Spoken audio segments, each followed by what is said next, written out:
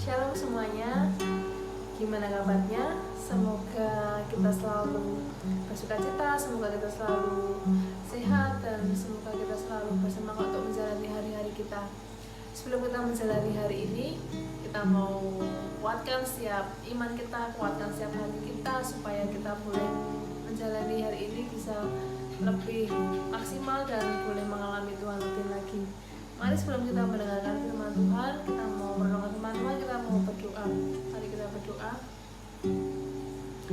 Selamat pagi Bapak, selamat pagi Yesus, selamat pagi Roh Kudus. Terima kasih buat berkat yang baru, hari yang baru ini Tuhan. Kami boleh menghadap Engkau, kami boleh mau merenungkan firman-Mu Tuhan buat hari ini. Biarlah itu menjadi makanan rohani bagi kami, menjadi kekuatan jiwa kami, menjadi penuntun siap langkah kami Tuhan sepanjang hari ini Tuhan. Mari Kau yang berbicara lebih lagi dalam setiap pribadi kami, terlebih dalam hati kami Tuhan.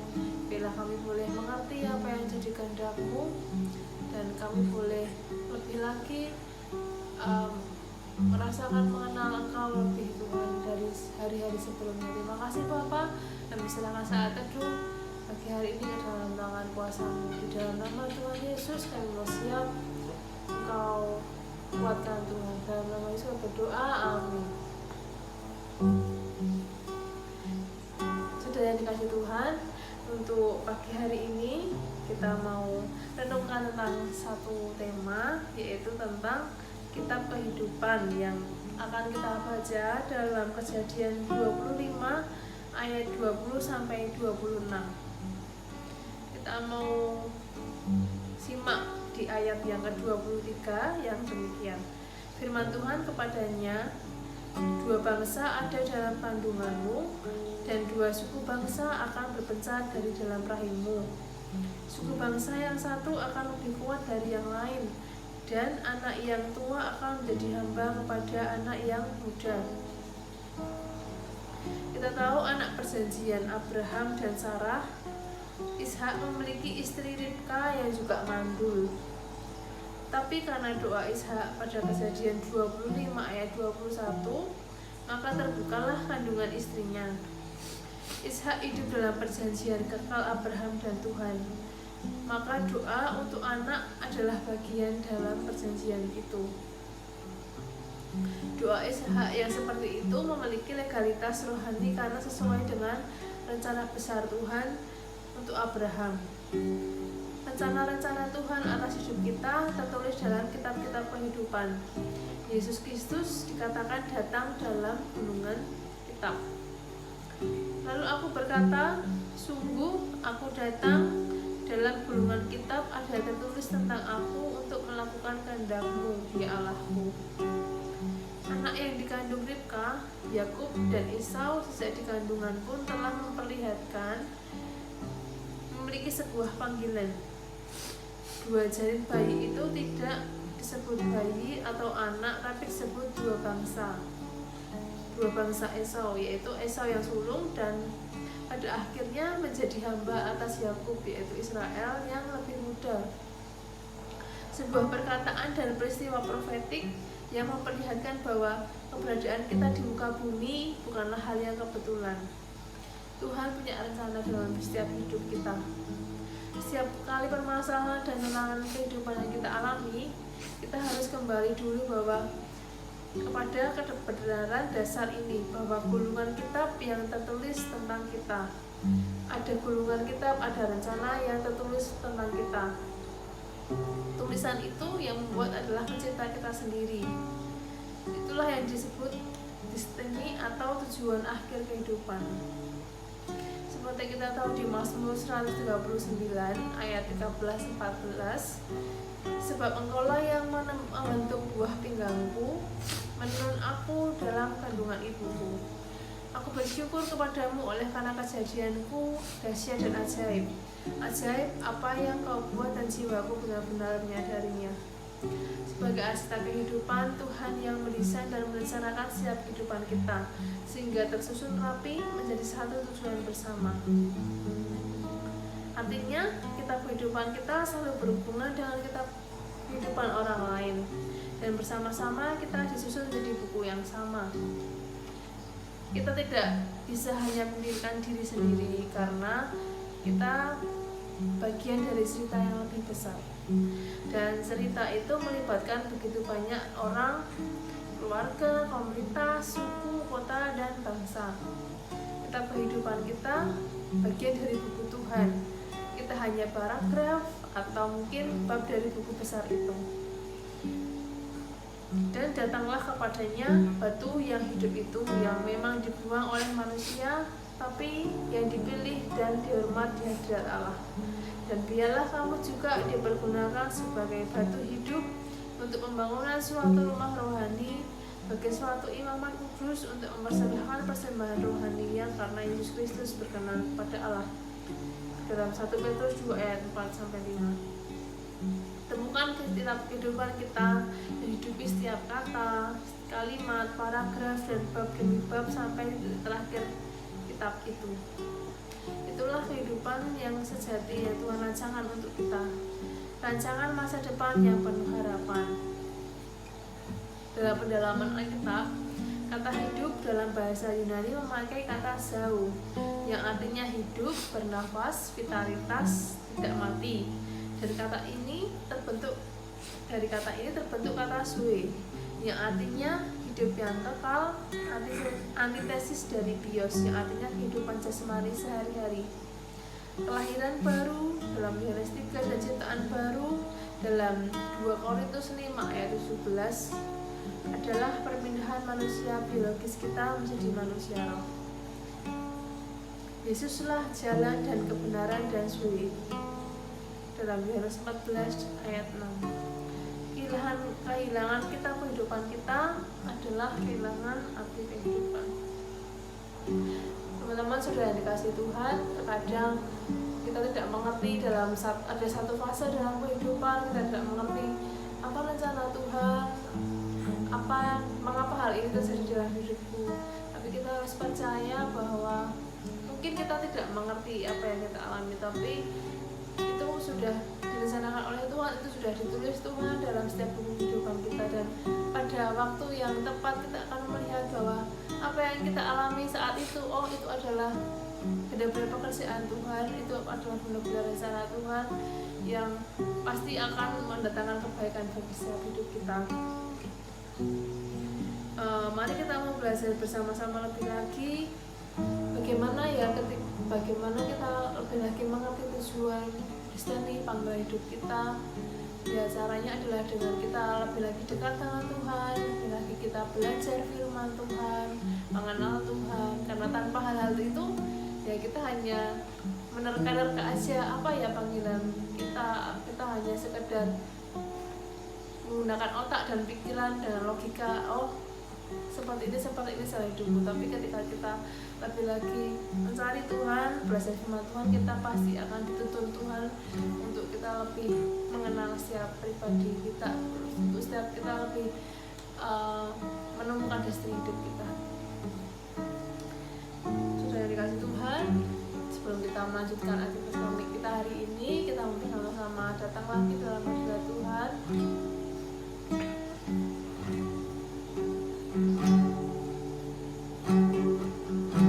Mari kita mau lebih lagi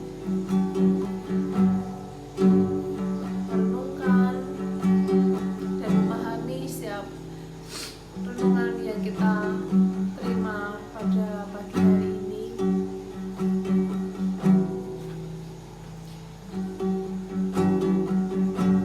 Bapa, sehari kami untuk memahami Engkau lebih juga Tuhan, sebagai penulis hidup kami.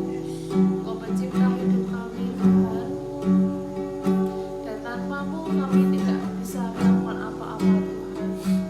Di luar Engkau Tuhan, kami bukan apa-apa Bapa.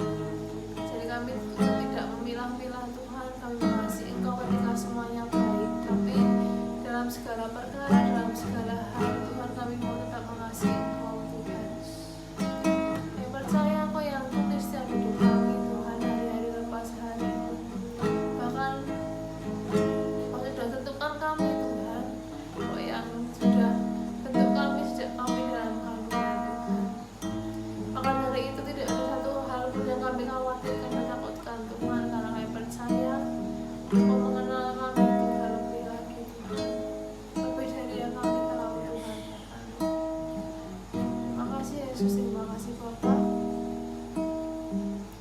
Bila kami boleh lebih lagi hidup seturut dengan rencana-Mu, tidak melenceng sedikit pun Tuhan, semuanya tepat seperti yang Kau mau, semuanya tepat seperti kehendak-Mu Tuhan. Terima kasih Tuhan Yesus, terima kasih Bapa. Sebentar kami melanjutkan aktivitas kami Bapa. Biarlah Kau yang pegang kendali setiap hidup kami, biarlah Kau yang kuatkan kami Tuhan, dan kami percaya bahwa Kau yang selalu pegang Tuhan setiap hari esok kami Tuhan. Terima kasih Bapa, terima kasih Yesus. Serahkan semua di dalam tangan-Mu, di dalam nama Tuhan Yesus kami berdoa dan mengucap syukur. Haleluya.